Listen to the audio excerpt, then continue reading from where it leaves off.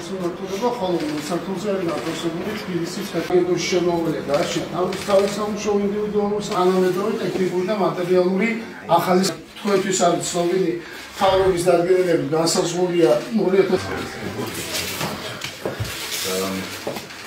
ჯამბაიბების პირობებში. ყველას მინდა დიდი მადლობა გითხრათ, იმიტომ რომ მინდა მადლობა გადავხატოთ ჩემს წინამორბედებსაც, მინისტრებსაც. გამოცდილებაზე დაყრდნობით შევძლებთ ჩვენ ისეთი ის გამოცდილება, რომელიც დაგროვილი იყო რეგიონალური განვითარებას აძლევს ახალგაზრდებს, გაიარონ სამხედრო სავალდებულოს.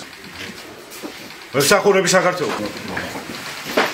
მემსახურები საქართველოს. ამ სააგენტოს ჩამოყალიბება უკავშირდება უმნიშვნელოვანეს რეფორმას, რომელიც გულისხმობს ახალი მეთოდით, ახალი სისტემით სამხედრო გაწვევების ორგანიზებას. ეს არის მნიშვნელოვანი წინ გადადგმული ნაბიჯი, ჩვენ უკვე 2 თვეა ამ ახალი სისტემით მოქმედებ და უკვე მნიშვნელოვანი პროგრესი გვაქვს სახეზე. ასევე მინდა მადლობა გადაუხადო ყველა იმ ადამიანს, ვინც მონაწილეობა მიიღო ამ სააგენტოს ჩამოყალიბებაში. რა თქმა უნდა, ხაზი მინდა გაუსვა იმ მონდომებას, რომელიც აქვს ჩვენ სამხედროებს და ასევე სამოქალაქო პერსონალს, რომელიც აქ მუშაობს. ძალიან მოხარული ვარ, რომ ამდენი სამუშაო არის გაწეული ასეთ მოკლე დროში. ცენტრი ემსახურება საქართველოს მომავალს და საქართველოს მომავალი წარმოუდგენელია თავდაცვის ძალების მყარად ფეხზე დგომის გარეშე.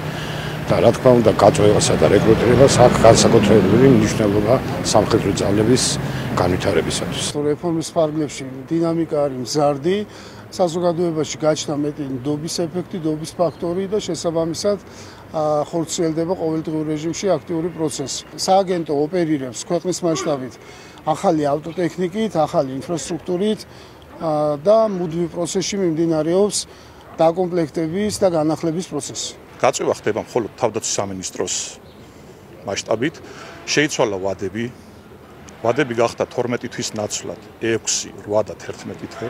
გაიზარდა ანაზღაურება, შესაბამისად გაჩნდა სრულებით ახალი ნებაყოფლობითი სამსახურის სისტემა.